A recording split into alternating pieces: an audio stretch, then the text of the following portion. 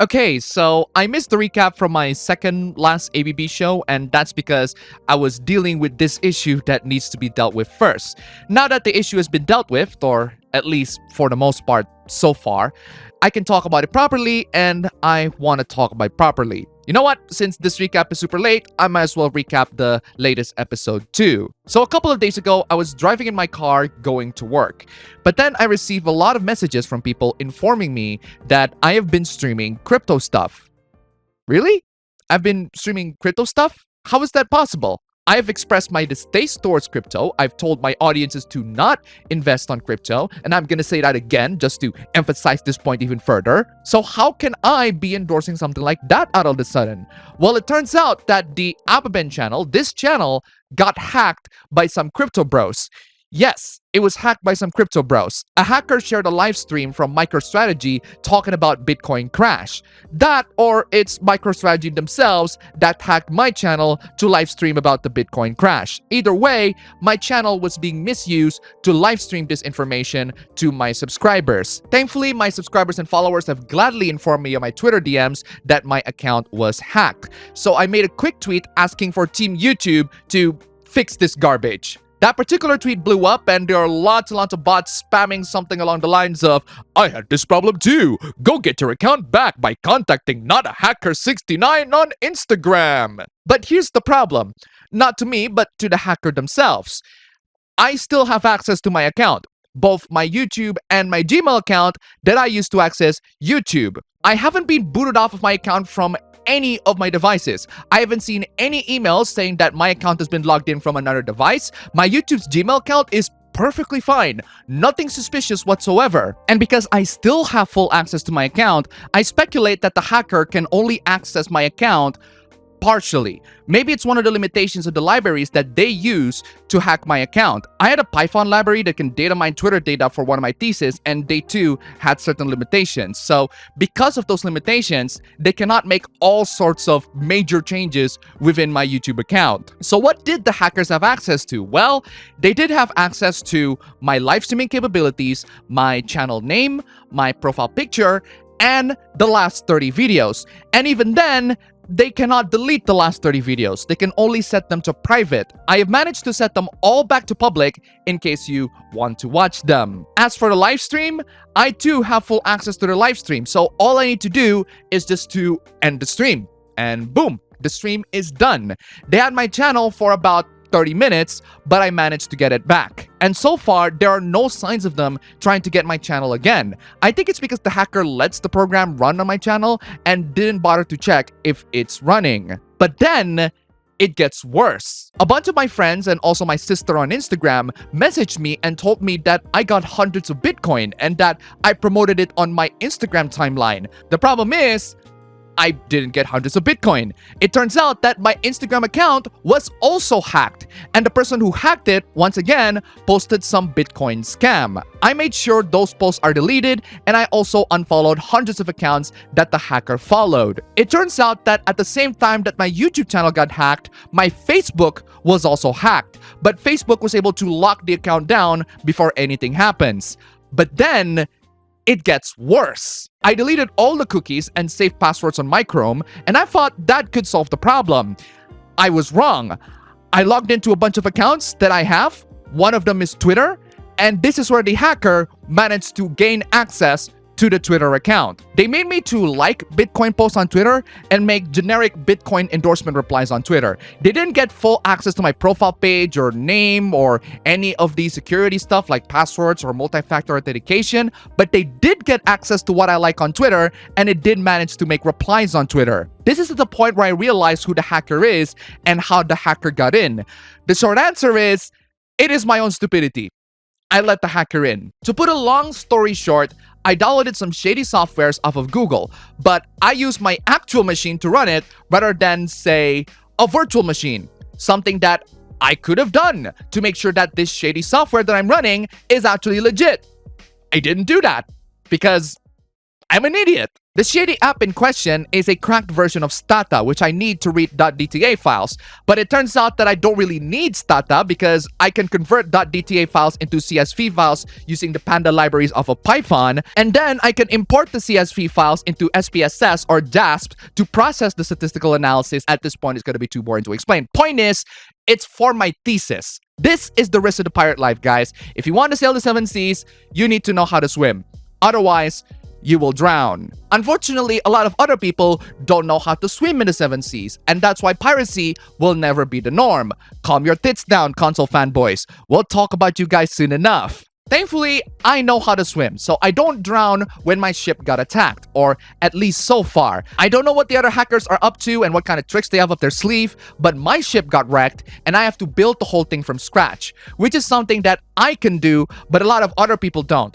And that's why they don't want to take the risk. I suspect that the hacker managed to gain access to everything that I do on Google Chrome, and only on Google Chrome. The hacker, for some reason, didn't touch any other browsers that I use, even though they have a lot more information there. I suppose it's because Google Chrome is the most popular browser. It seems that the hacker is only interested in promoting Bitcoin stuff. In other words, getting money. So I suspect that the hacker is using some form of a cookie hijacking program that managed to get past Windows Defender. And this is where I decided to just pull off a Raccoon City in my laptop. I decided to pretty much nuke everything inside the C drive. I still have my D and G drive where I put the actually important stuff, but C is my operating system and my programs. I don't mind losing the operating system and the apps that I installed inside the operating system. Reinstalling them will only take an hour at most, but even with all of that, the hacker still managed to access my Twitter and liked and retweet another crypto scam. Thankfully, that particular account has been suspended, so I guess that is their last hurrah. And that's pretty much the story so far with my saga against the hacker. Ever since then, I changed all the passwords for all the accounts that I have, especially the ones that have been hacked. I added two-factor authentication to all of them to make sure that they're safe and secure. I know for a fact that the hacker couldn't gain full access to my accounts. I still have access to all of them, so while my accounts are still safe from being fully breached, it cannot hurt to take some precautions. So yeah, I screwed myself by downloading the shady app and let my ship go unprotected. But that doesn't mean that this is entirely my fault. Social media websites these days have loads and loads of vulnerabilities that allow these hackers to make all sorts of unauthorized changes to the website itself. A lot of people fell victim to the wrath of I just spit into the camera and I didn't realize it. And I have to record like 25 minutes worth of footage. A lot of people fell victim to the wrath of these hackers, and unfortunately, in this vast digital ocean, lots of people cannot swim. I know for a fact that it's a vulnerability within the system because the hacker can't do much to change anything.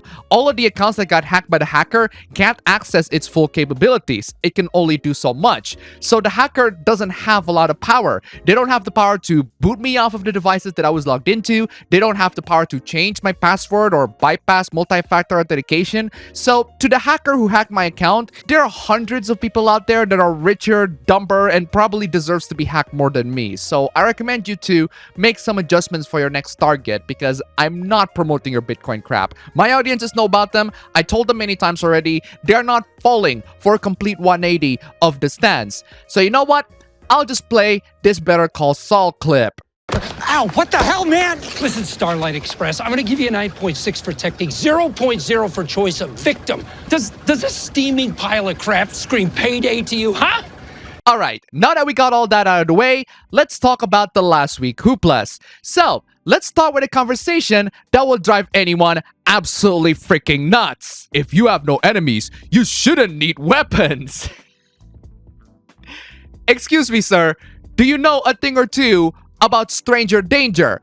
It means that anyone can be your enemy at some point. Heck, considering our human disagreements, even your friends can be enemies. When you were born, you didn't come into this world with an AR-15.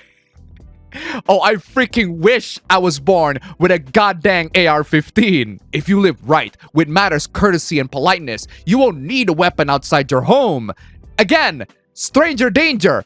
anyone can be your enemy. You can't be friends with anyone. And even if you do so, they can still be your enemies. People walking the streets with weapons is the problem. No, it's people being capable of doing criminal activities is the problem. But hey, keep throwing off common sense just to be as anti-gun as you can. Unfortunately, you can live right and still have bad things to happen to you. The world is not a safe place. This is a factual statement that should be adhered to, and yet for some reason, this guy keeps on mouthing. Yes, but walking around with guns means that you're expecting bad things to happen to you, and that will bring it on. Yes.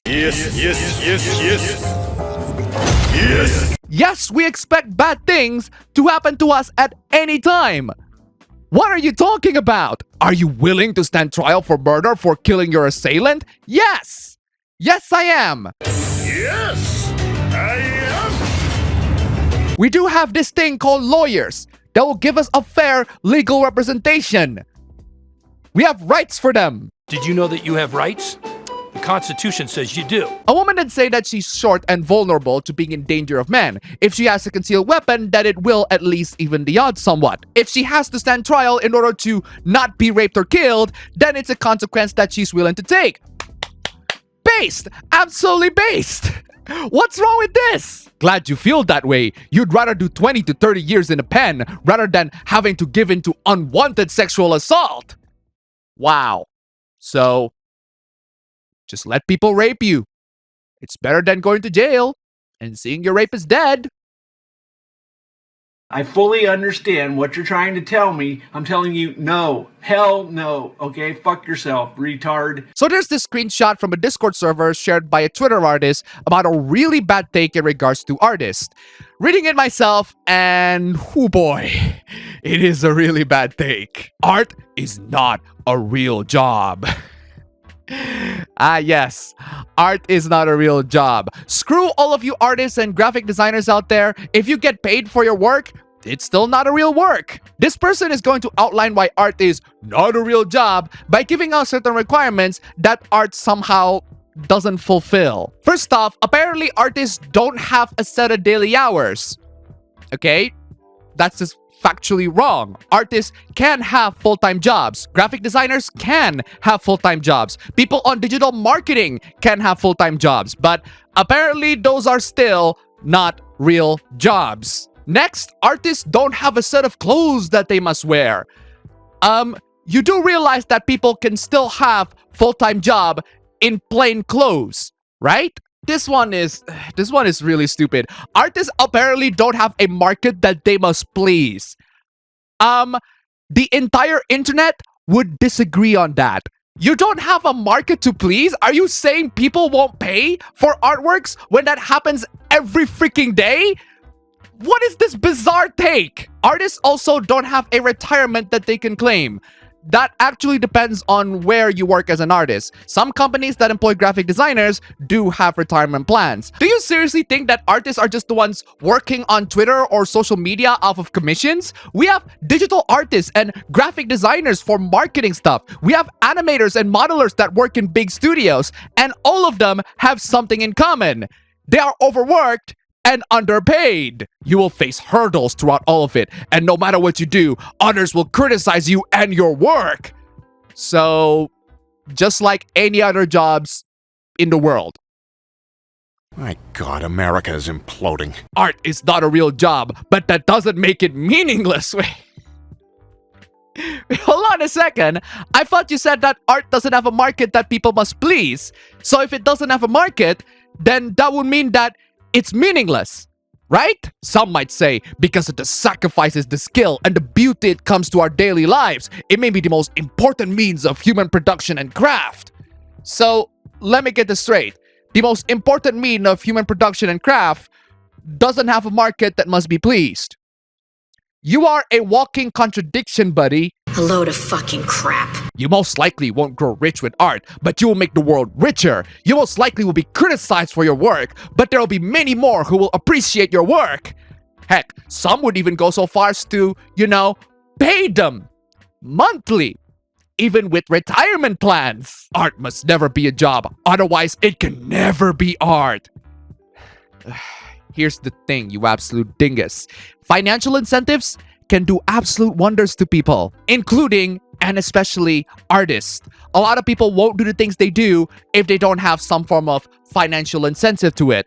It's almost as if people value their time and money or something. As we have established earlier, sailing through the seven seas is without its risks, so it's not a surprise that a lot of people chose to buy games instead of pirating them. One person from Steam who was talking about the release of Insomniac Spider-Man for the PC decided to take it to the next level. No de nouveau, no buy. Wow. You have to be a corporate shill of epic proportions to say that you want to have a DRM like de nouveau, which has been demonstrated to actually hurt people's performance. Why do you want to have a DRM like de nouveau on day one? They are releasing one of the best exclusives on PC and not using the DRM, which prevents piracy day one. I do want this game to sell better on the PC, and developers need all the support they can get. Hate to break it to you, man, but most people do not pirate. In fact, I'm even going so far as to say that a lot of people in this day and age, including gamers, have the digital literacy of elderly people. I am not even kidding when I say that there are people who don't know how to use a file explorer. I'm not even talking about elderlies here. There are even young adults that don't understand that. Most people aren't that digitally literate, so don't expect most of them to become pirates anytime soon. If they will not use DRMs, then pirates will get this game for free without giving a damn penny to the developers who worked hard on this. No de nouveau means no buy. Why we pay and pirates play it for free? I don't know. Maybe because 99% of people aren't willing to take the risk of sailing the seas by themselves? Pirates play it for free because they're willing to take that risk and know how to circumvent through it. You clearly don't. So the question here is, do you want to get the game for free but at the risk of maybe encountering some viruses if you're not very careful? Or do you want to buy the game on a trusted digital distribution platform with multiple payment methods and all sorts of features and no viruses whatsoever? I'm pretty sure most people would choose the second option. But don't worry guys, there's more salt from the console fanboys. Some of these fanboys would even go so far as to threaten to blow up the PlayStation HQ or even destroy their entire console and controller. But apparently it's the PC community that's the pathetic ones because they are downloading the pirated version of Insomniac Spider-Man.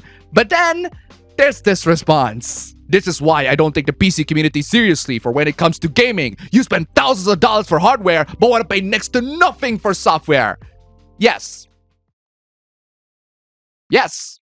Yes, I am. Because hardware is a one-time investment.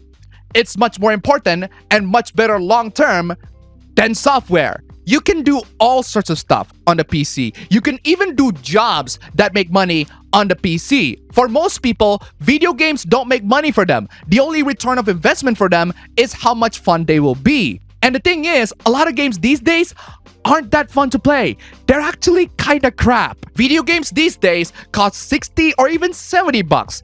And I don't think a lot of these games are worth that money. I already bought Insomniac Spider-Man on the PS4 and I don't want to pay money for it again. I mean, it's a great game.